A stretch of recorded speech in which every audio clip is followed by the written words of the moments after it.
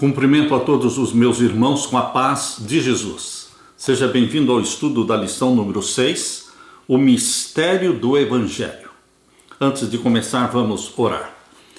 Pai querido que estás nos céus, aqui estamos na tua presença para te adorar, para suplicar a presença do Espírito Santo na minha mente e na mente dos meus irmãos. Que o Espírito Santo venha nos iluminar ao estudarmos a tua palavra nesse momento.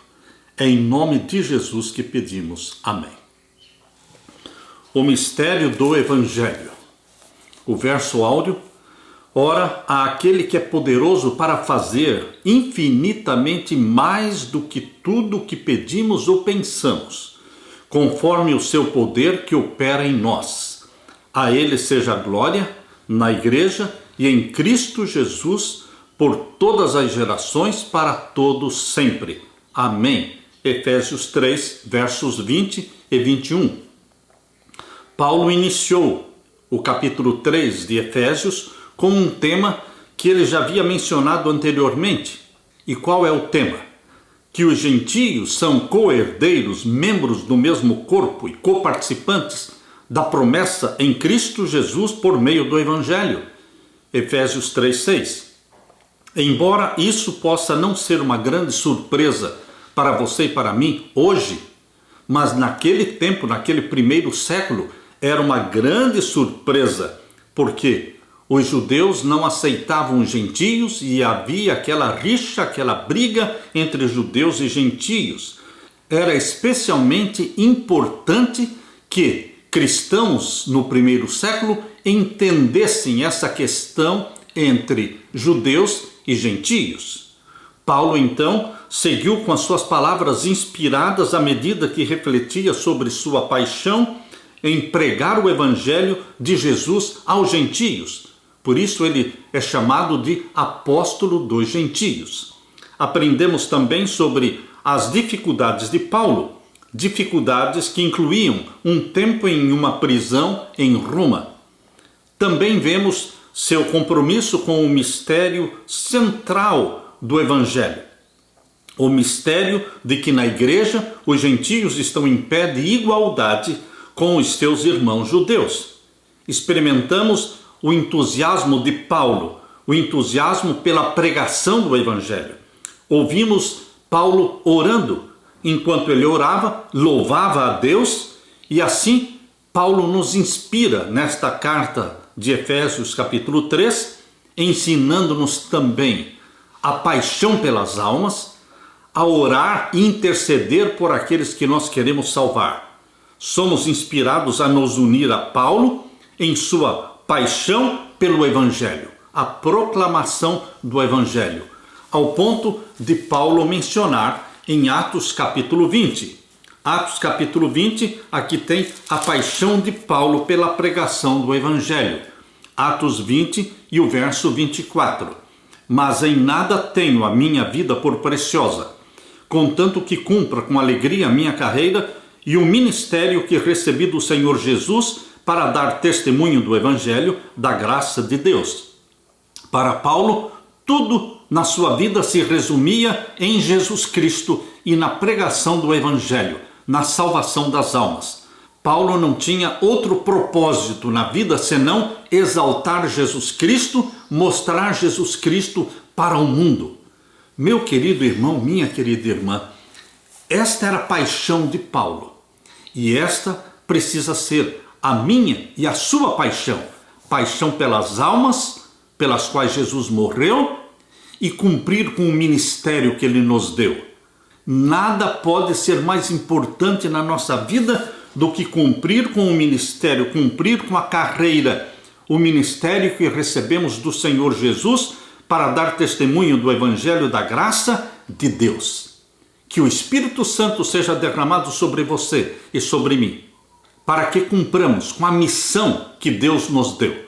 A missão dada a Paulo é a missão dada a você e a mim. Proclamar Jesus, exaltá-lo, refletir a Cristo e ter a mente de Cristo. Aleluia!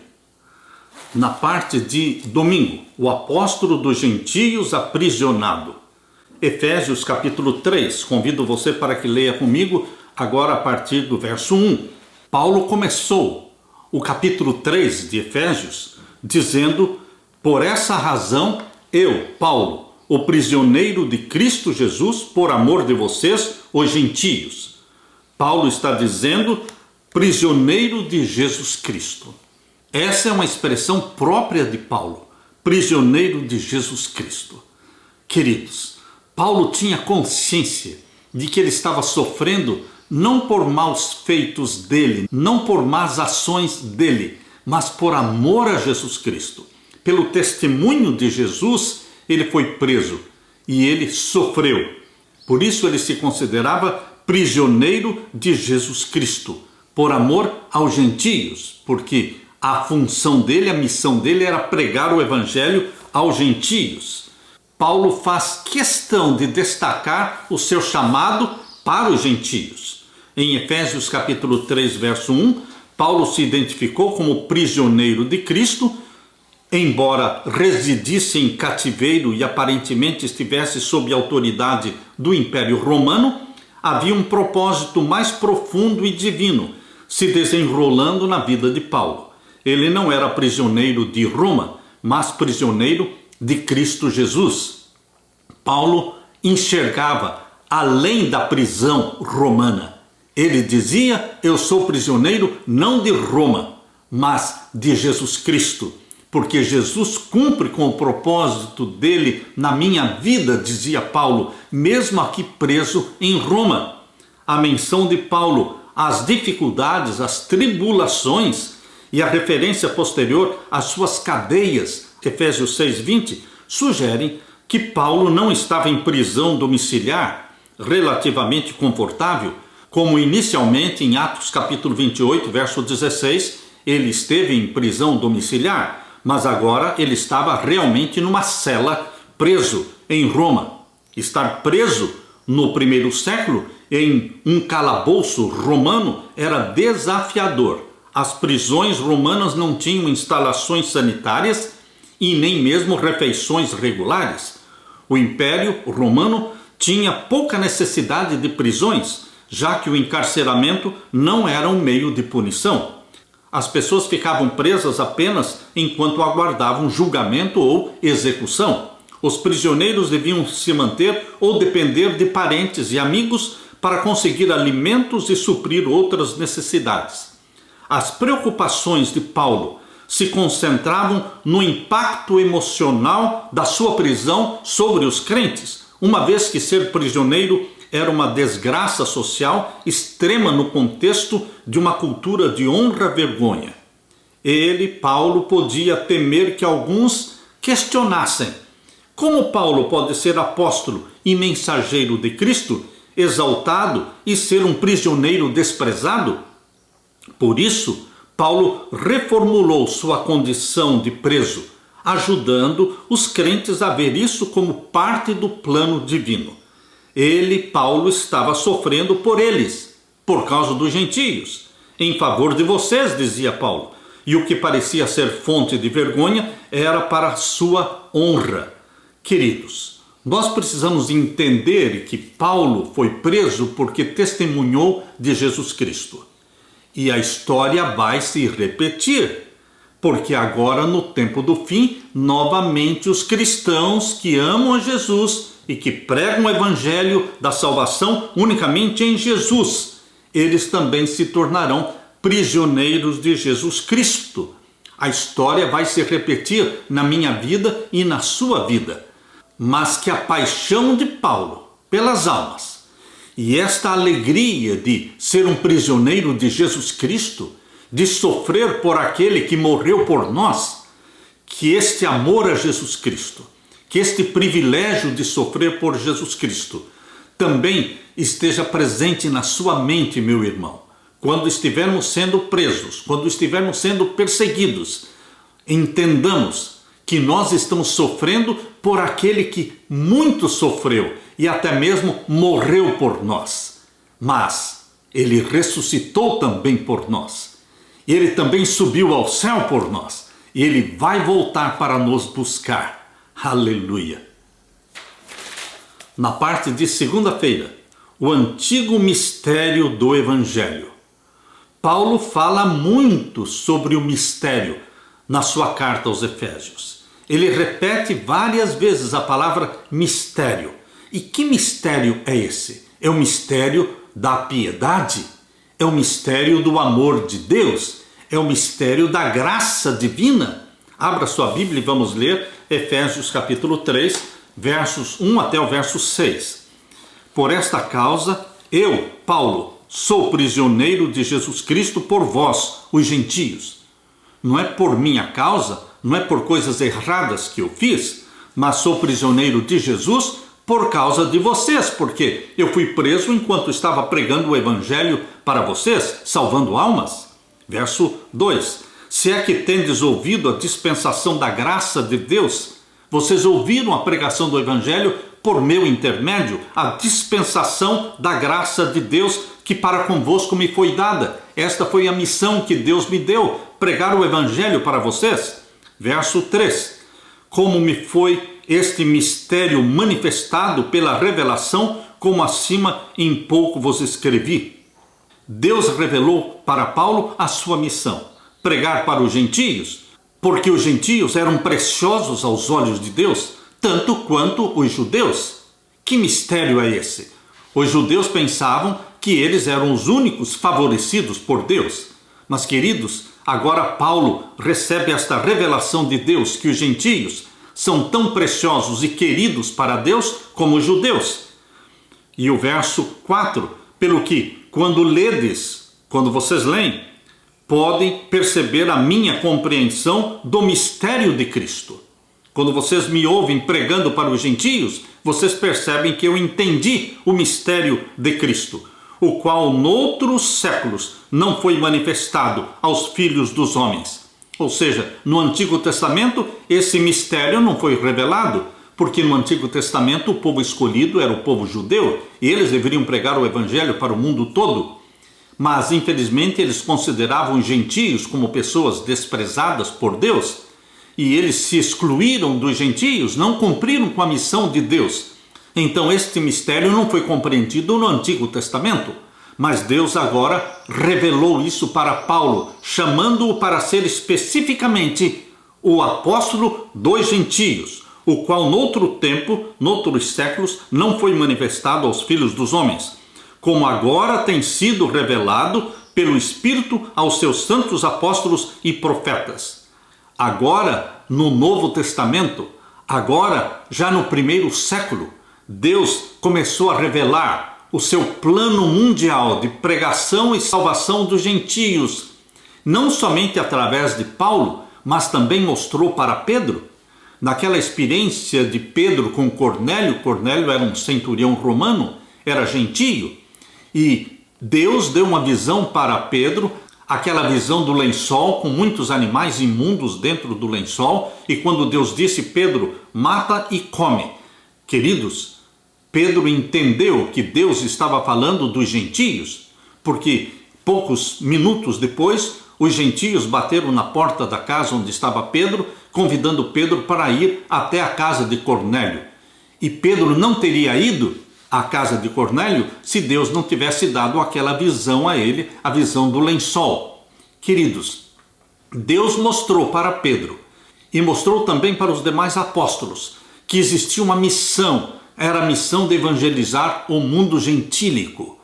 E Deus escolheu Paulo especificamente para ser o apóstolo dos gentios. Por isso Paulo está dizendo aqui no verso 5, o qual noutros séculos não foi manifestado aos filhos dos homens, como agora tem sido revelado pelo Espírito aos seus santos apóstolos e profetas. Não era só Paulo que estava entendendo esta amplitude da pregação do Evangelho. E agora o verso 6, a saber que os gentios são co-herdeiros e de um mesmo corpo e participantes da mesma promessa em Cristo pelo Evangelho. Aqui no capítulo 3 de Efésios, primeiramente Paulo escreveu esta parte da carta especificamente aos crentes gentios nas igrejas lares, as igrejas que se reuniam nos lares. Em segundo lugar, Paulo afirmou ser o destinatário de algo que ele chama de a dispensação da graça de Deus dada a ele em favor dos gentios, ou seja, a missão de Paulo como apóstolo dos gentios. Essa dispensação ou esse mistério da graça é a maneira como Paulo descreve a comissão dada a ele de pregar o evangelho da graça aos gentios. Em terceiro lugar, Paulo afirmou que um mistério lhe foi revelado, um tema sobre o qual já havia escrito na carta anteriormente, Efésios 1, 9 e 10. Paulo não desejava ser considerado como o inventor do evangelho, mas reivindicava o ministério dado por Deus de proclamar o evangelho. Em quarto lugar, Paulo não era o único a ter recebido revelação avançada sobre esse mistério, visto que o Espírito Santo também havia revelado aos santos apóstolos e profetas de Cristo de uma forma que supera a revelação do plano divino para gerações anteriores. O mistério que antes estava escondido se tornou agora, poderíamos chamar de o segredo conhecido, o mistério revelado. Por fim, Paulo declarou: o mistério é que os gentios são co-herdeiros, membros do mesmo corpo e coparticipantes da promessa em Cristo Jesus por meio do Evangelho. Efésios capítulo 3, verso 6. Queridos, Paulo era apaixonado pelo Evangelho, especialmente pela forma como é expresso na igreja esta que é composta de judeus e gentios. Os gentios foram transformados de inimigos para co-herdeiros, unidos no mesmo corpo, o corpo de Cristo, e coparticipantes da promessa do Evangelho. Este é o mistério da graça divina, revelada pela morte de Jesus Cristo na cruz, pelo sangue de Jesus Cristo, que foi derramado por todos aqueles que nele creem. Por isso, meu querido irmão, esse mistério tinha que ser compreendido, para que o Evangelho fosse pregado ao mundo todo, em todas as nações, em testemunho a todas as gentes. Este mistério tinha que ser compreendido.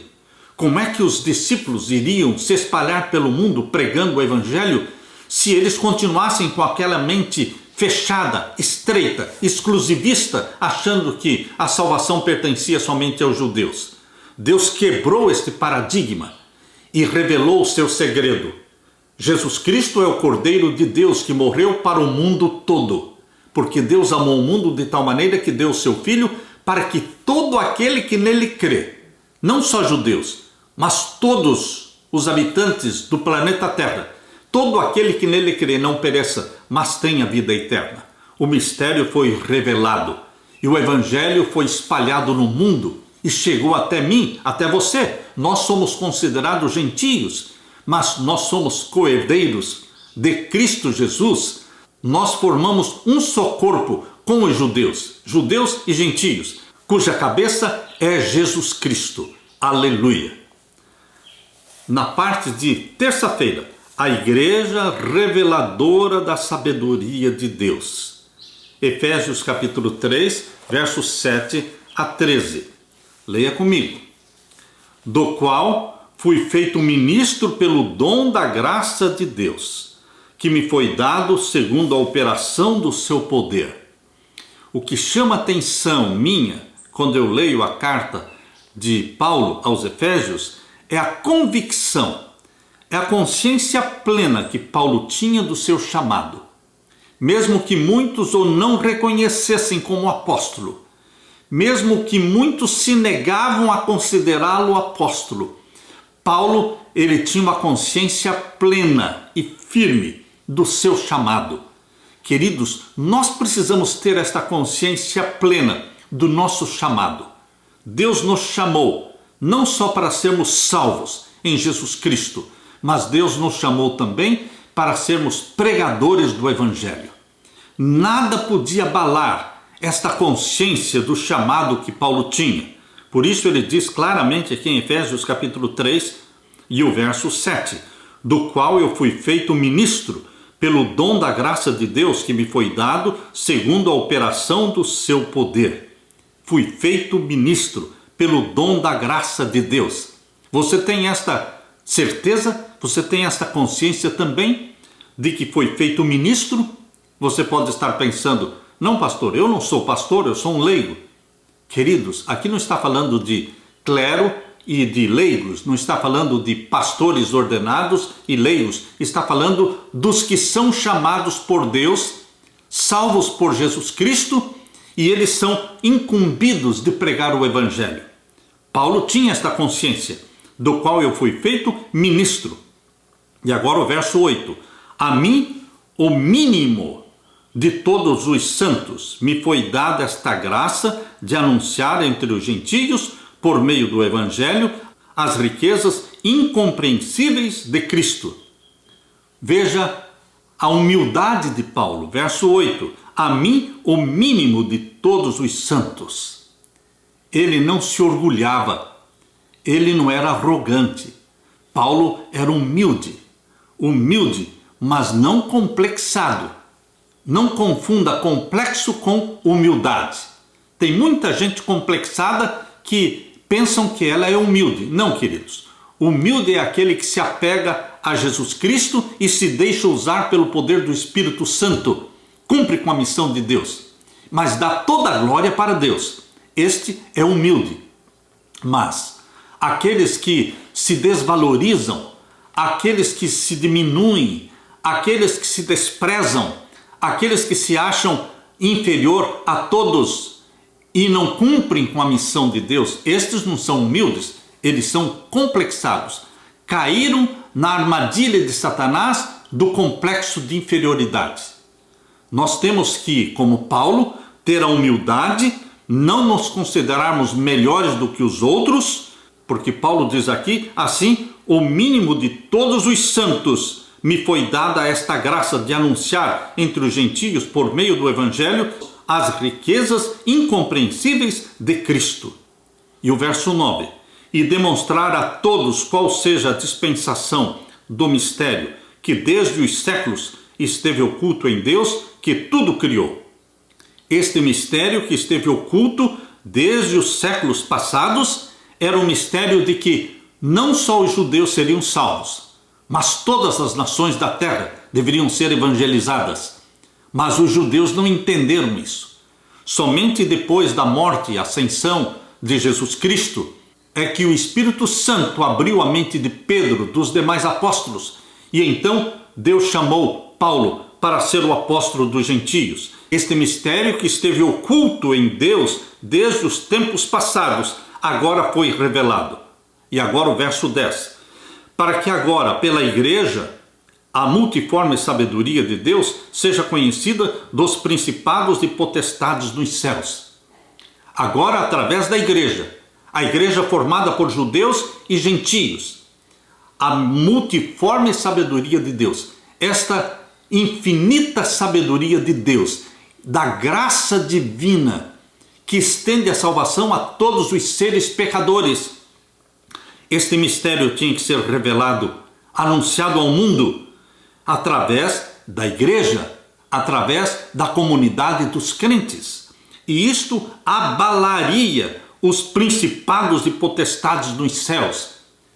Queridos, a proclamação do Evangelho aos gentios que eram dominados por Satanás, dominados pela idolatria, pelo paganismo, este Evangelho sendo proclamado aos gentios, abalou até mesmo os principados e potestades, ou seja, o reino das trevas foi sacudido, Satanás foi sacudido, Jesus Cristo venceu Satanás na cruz, e agora os discípulos, os apóstolos de Jesus, estavam dando continuidade a esta vitória de Jesus Cristo sobre as trevas, a vitória sobre Satanás. Por isso Paulo diz aqui agora no verso 10, para que agora pela igreja, através da igreja, a sabedoria de Deus, a graça de Deus, seja conhecida dos principados e potestades dos céus. Deus mostra, por meu intermédio e do seu intermédio, por intermédio da sua igreja, igreja membros, igreja de homens e mulheres salvos por Jesus Cristo, Deus mostra através de nós o poder do Evangelho. E Ele nos usa na pregação para sacudir o reino das trevas e para arrancar do reino das trevas as almas que estão presas por Satanás e libertá-las de Satanás. Por isso, o reino das trevas, as potestades e principados estão sendo sacudidos também. E agora o verso 11. Segundo o eterno propósito que fez em Cristo Jesus, nosso Senhor. Este era o propósito eterno de Deus, de salvar judeus e gentios, o mundo inteiro. Mas era uma verdade que não era entendida. Agora o verso 12. No qual, em Jesus Cristo, temos ousadia e acesso com confiança pela nossa fé nele. Portanto, vos peço que não desfaleçais nas minhas tribulações por vós que são a vossa glória. Paulo tinha preocupação de que os seus filhos na fé não se desanimassem quando percebessem os sofrimentos dele. Ele estava preso, encarcerado em Roma.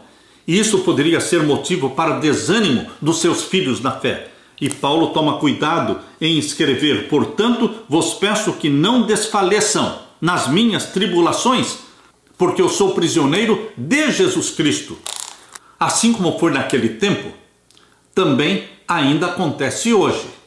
Hoje existem pessoas que ainda não reconhecem Paulo como sendo o apóstolo chamado por Deus para se unir aos 11 apóstolos. Eram 12 apóstolos, mas Judas, ele traiu a Jesus Cristo e foi excluído do apostolado.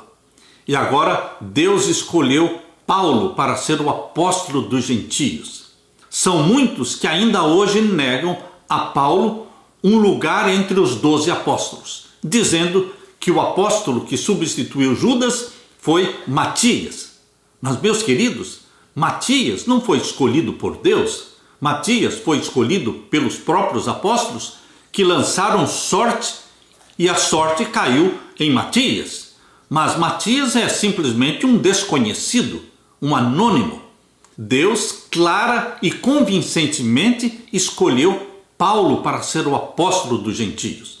Eu particularmente creio que Paulo é quem foi chamado por Deus para substituir Judas, o traidor. Portanto, o nome de Paulo está entre os apóstolos do nosso Senhor Jesus Cristo, e estará o nome de Paulo juntamente com o nome dos outros 11 lá no muro da Nova Jerusalém. O muro da Nova Jerusalém terá ali o nome dos 12 apóstolos. Queridos, desde o início, Paulo reivindicou seu status como apóstolo divinamente nomeado por Deus. Em Gálatas capítulo 1 e o verso 1, abra sua Bíblia, Gálatas 1 e o verso 1, Paulo disse: Paulo apóstolo, não da parte dos homens, nem por homem algum, mas por Jesus Cristo e por Deus Pai, que o ressuscitou dos mortos. Por que Paulo repete várias vezes, Paulo apóstolo, não por causa dos homens, mas por chamado direto de Jesus? Porque lhe era negado esse status de ser apóstolo de Jesus Cristo. Queridos, hoje também nós podemos ser tentados a negar para Paulo este status de ser apóstolo de Jesus Cristo. Depois, Paulo se apresenta como o menor dos apóstolos e diz: nem mesmo sou digno de ser chamado de apóstolo. Primeira carta de Paulo aos Coríntios, capítulo 15 e o verso 9. Abra sua Bíblia. Primeira carta de Paulo aos Coríntios, o capítulo 15 e o verso 9. Porque eu sou o menor dos apóstolos, que não sou digno de ser chamado de apóstolo, pois que persegui a igreja de Deus.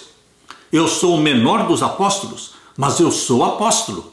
Ninguém tira da mente de Paulo esta convicção de que ele era apóstolo chamado diretamente por Deus.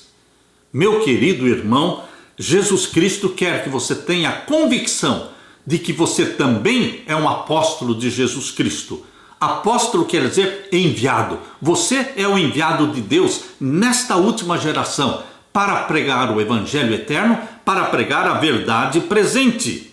A humildade de Paulo faz com que ele diga: eu sou o menor dos apóstolos, e a humildade de Paulo também faz com que ele diga: eu sou o principal dos pecadores. 1 Timóteo capítulo 1, verso 15. Que Jesus Cristo veio salvar os pecadores, dos quais eu sou o principal. 1 Timóteo 1,15. Esta linha de raciocínio de Paulo, de se considerar o menor dos apóstolos e o principal dos pecadores, é explicado através do texto de Ellen White. Esse texto está no livro Caminho a Cristo, página 64. Ali ela escreveu: quanto mais perto você estiver de Jesus, mais cheio de falhas se sentirá a seus próprios olhos, pois sua visão ficará mais clara e suas imperfeições serão vistas em amplo e distinto contraste com a natureza perfeita de Cristo. Paulo estava tão próximo de Jesus Cristo, tinha uma comunhão tão íntima com Jesus Cristo, que ele se via como o principal dos pecadores. Porque quanto mais perto de Jesus, mais você admira a santidade de Jesus e mais você vê as suas imperfeições, os seus defeitos de caráter. Mas Jesus Cristo nos cobre com o seu manto de justiça, com a sua vestimenta branca. Paulo escreveu para que agora, pela igreja, a multiforme sabedoria de Deus se torne conhecida dos principados e potestades nas regiões celestiais. Efésios 3:10. Quem são esses principados e potestades? É o reino das trevas, são os demônios. Está se referindo aqui ao príncipe dos demônios, Satanás. Queridos, eles são também sacudidos pela pregação do Evangelho.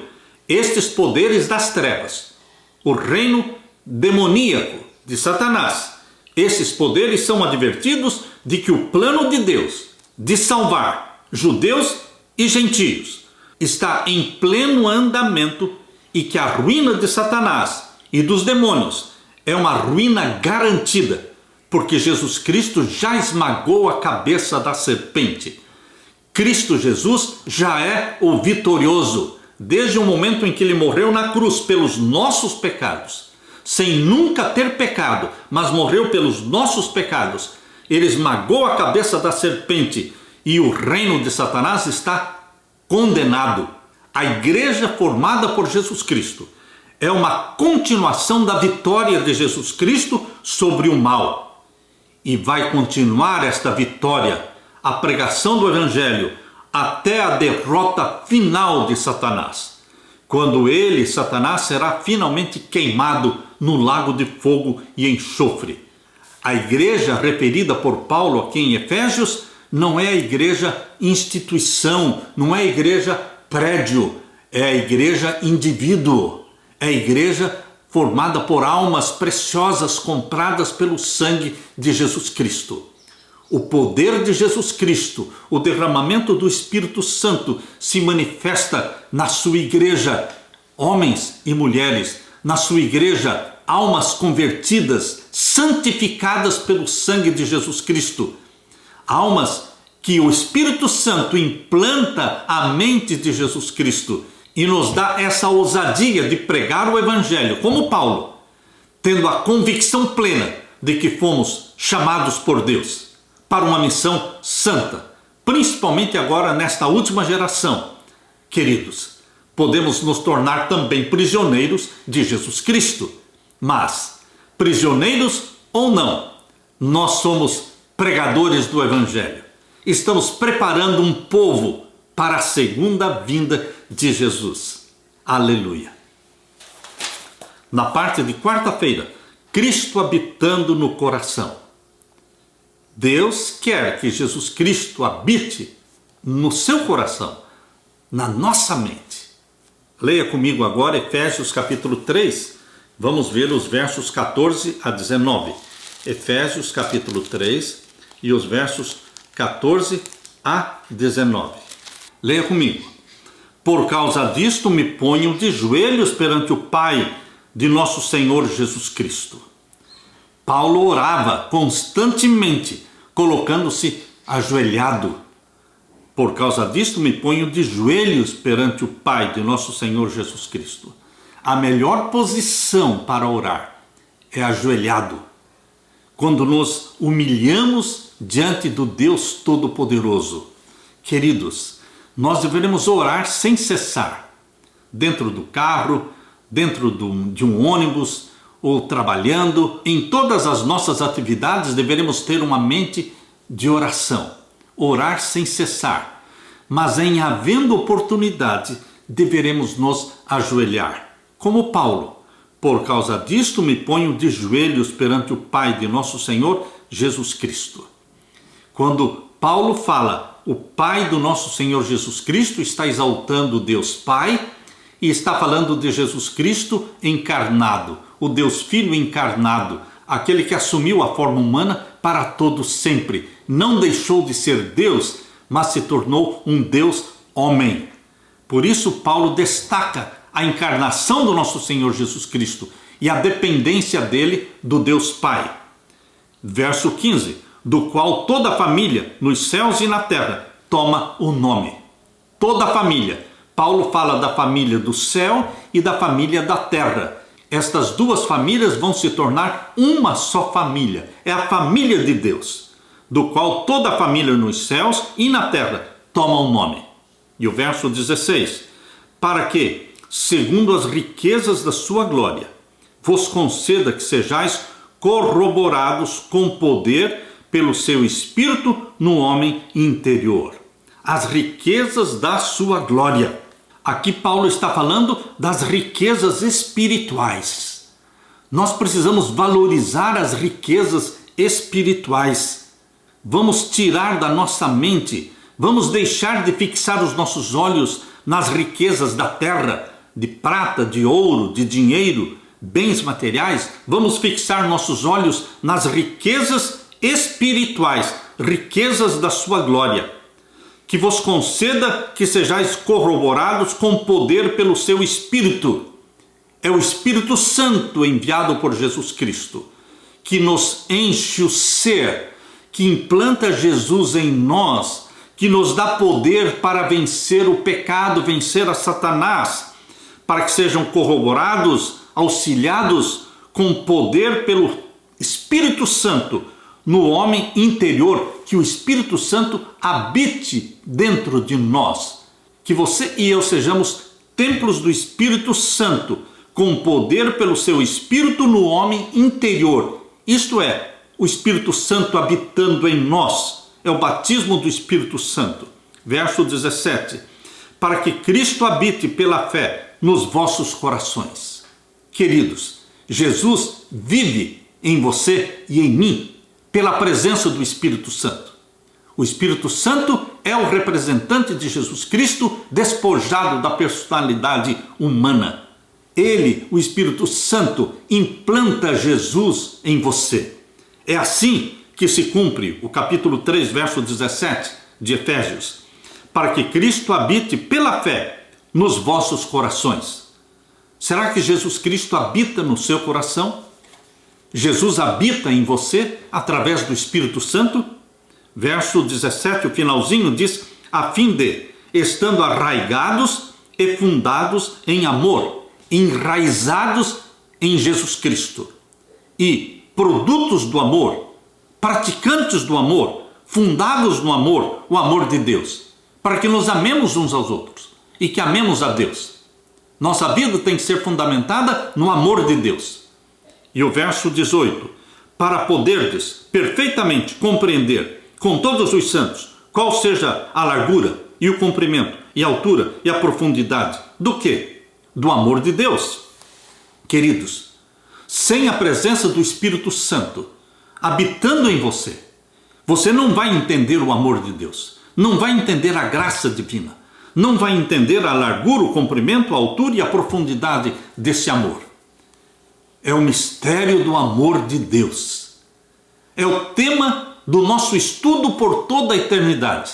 Nós vamos continuar estudando sobre a ciência da salvação, a ciência da graça divina, a ciência do amor de Deus, para conhecermos mais sobre o comprimento e a largura, a altura e a profundidade deste amor, que vai além da nossa compreensão. E o verso 19, e conhecer o amor de Cristo, o amor do Pai revelado em Jesus Cristo, que excede todo o entendimento, que vai além da nossa imaginação e capacidade para entender. Essa nossa mente pecaminosa nos impede de abarcar e entender toda a extensão do amor de Deus, mas nós vamos continuar isto no céu, quando a nossa mente não será mais uma mente pecaminosa. Nosso corpo mortal será revestido da imortalidade, nós seremos glorificados E na eternidade, nós vamos continuar estudando e desvendando o amor de Deus. Verso 19: e conhecer o amor de Cristo, que excede todo entendimento, para que sejais cheios de toda a plenitude de Deus. Somos participantes da natureza divina. Por isso Paulo diz que nós vamos ser cheios de toda a plenitude de Deus. Meu querido irmão, Deus sonha com coisas grandes a nosso respeito. Essas 4 dimensões do amor de Deus descrevem a sabedoria de Deus, o poder de Deus, a descrição do imenso amor de nosso Senhor Jesus Cristo, visto que a expressão compreender a largura, comprimento e altura e profundidade é paralela à seguinte outra expressão de Paulo: conhecer o amor de Cristo. Efésios 3,19. Queridos, esse mistério da largura, do comprimento, da altura e profundidade do amor de Deus será o tema que nós vamos estudar, será motivo de estudo por toda a eternidade. Jesus Cristo estará revelando e desvendando diante de você por toda a eternidade o amor de Deus, o mistério da piedade, o amor que levou Deus a se tornar homem, membro da família humana, um de nós, tornando-se cabeça da família humana, o segundo Adão, colocando-se à nossa frente, ligados a você e a mim por laços eternos. Este é o mistério da piedade, da graça, do amor de Deus. Essas são as riquezas da glória. Essas são as riquezas espirituais, das quais nós somos herdeiros. Aqui, em nossa comunhão diária com Jesus Cristo, nós já estamos desfrutando dessas riquezas da glória. Na eternidade, nós vamos ser complementados. Nossa mente será expandida. Uma mente não pecaminosa, uma mente glorificada, imortal. Nós vamos realmente conhecer plenamente o amor de Deus revelado em Jesus Cristo, que excede todo o entendimento, para que sejamos cheios de toda a plenitude de Deus. Aleluia! Na parte de quinta-feira, glória na igreja e em Cristo. Abra sua Bíblia em Efésios capítulo 3. Capítulo 3 de Efésios, verso 20 e 21. Aqui diz: ora, aquele que é poderoso para fazer tudo muito mais abundantemente além daquilo que pedimos ou pensamos, segundo o poder que em nós opera. Medite um pouco neste verso 20. Aquele que é poderoso para fazer muito mais abundantemente além daquilo que pedimos ou pensamos. Queridos, Deus, Ele nos responde de uma forma maravilhosa. Deus, Ele nos dá abundantemente muito mais além do que pedimos, além do que pensamos. Quando você busca a Deus, quando você tem comunhão com Deus, Deus não dará somente aquilo que você necessita, mas Ele vai dar muito mais. Deus é pródigo, Deus é caridoso, Deus é abundante na sua graça. Por isso aqui Paulo está dizendo, aquele que é poderoso para fazer tudo muito mais do que você imagina. Ele tem bênçãos reservadas para você que vão além da sua imaginação. Não pense que você poderá esgotar Deus. Ninguém esgota Deus. Ninguém cansa Deus. Deus está desejoso de abençoar, de derramar bênçãos, abrir as janelas do céu e derramar bênçãos abundantes na sua vida, além do que você pediu, além do que você pensou ou imaginou, segundo o poder que em nós opera. Que poder é esse que em nós opera? O poder do Espírito Santo. Deus quer derramar o Espírito Santo sobre você, meu querido irmão. E aqui diz, a Ele seja dada a glória na igreja. É assim que nós entendemos este verso 21. A esse glória na igreja, ou através da igreja, está sendo dada a glória a Deus. Quando fala igreja, não está falando de prédio, está falando dos indivíduos salvos por Jesus Cristo. Através deles está sendo dado glória a Jesus Cristo. A esse, glória na igreja. A esse, glória através dos resgatados pelo sangue de Jesus Cristo. Glória seja dada a Jesus Cristo em todas as gerações, para todos sempre, na eternidade, para todos sempre. Deus estará sendo glorificado através dos resgatados pelo sangue de Jesus Cristo. Meu querido irmão, a graça divina que nos salva, que nos liberta, que nos transforma, a graça divina que vai nos tornar de mortais para imortais, seres pecadores que seremos transformados em seres glorificados. Isto vai continuar na eternidade, para todos sempre. A graça de Deus estará sendo revelada diante do mundo, de todo o universo criado por Deus. A graça de Deus estará sendo exposta, revelada através da família humana comprada pelo sangue de Jesus Cristo. Nós, a família humana resgatada por Jesus, nós, a família humana da qual Jesus Cristo faz parte, se tornando um de nós seremos um motivo de estudo de todos os outros mundos habitados, de todos os seres criados por Deus. Nós estaremos sendo estudados e seremos usados para glorificar o nome de Deus.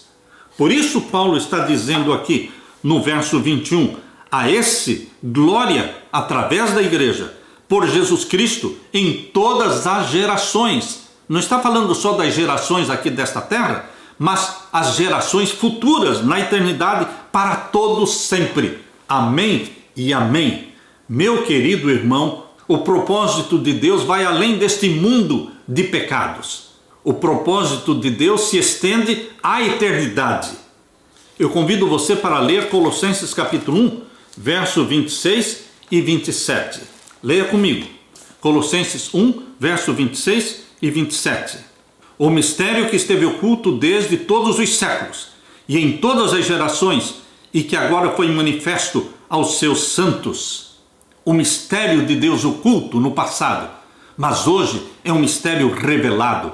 É a graça de Deus que alcança judeus e gentios e salva os pecadores, transformando-os em homens e mulheres que refletem Jesus Cristo, que possuem a mente de Jesus Cristo. Verso 27, aos quais Deus quis fazer conhecer quais são as riquezas da glória. Deus quer tornar as riquezas da glória conhecidas do mundo inteiro, de todo o universo, deste mistério entre os gentios, que é Cristo em vós, esperança da glória. Cristo vivendo e habitando em mim e em você é a esperança da glória. Meu querido irmão, Jesus Cristo quer habitar em você. Através do Espírito Santo, nós vamos ter e nós estamos tendo a mente de Cristo. Cristo habita plenamente em nós. Paulo enfatiza que o mistério que Deus revelou aos santos na igreja é Cristo neles. Cristo em mim, Cristo em você, Cristo em nós, a esperança da glória, aqui na terra e também na eternidade. A Deus toda a glória.